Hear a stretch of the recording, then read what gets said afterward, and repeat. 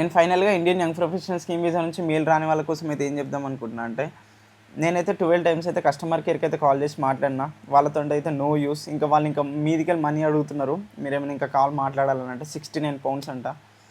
నేను యూకేవీఏ government official వెబ్సైట్కి వెళ్ళి కూడా చెక్ చేసిన, దాంట్లో కూడా ఏం యూజ్ లేదు.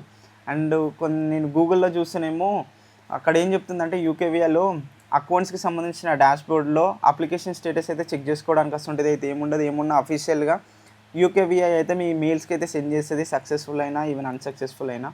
అండ్ దాని కింద ఇంకొకటి సాడ్ థింగ్ ఏముందనంటే, ఎవరికైతే మెయిల్స్ రాలేవో వాళ్ళు అన్సక్సెస్ఫుల్ కింద కన్సిడర్ అవుతారు అన్నట్టు కూడా ఉంది. కొంతమంది రీల్స్లలో వీడియోస్లలో ఏం చెప్తున్నారంటే, మీరు ఇట్లా యూకేవీ అకౌంట్కి వెళ్ళేసి అప్లికేషన్ స్టేటస్ కూడా మీరు చెక్ చేసుకోవచ్చు అని అంటున్నారు. సో అసొంటిది అయితే ఏముండదు.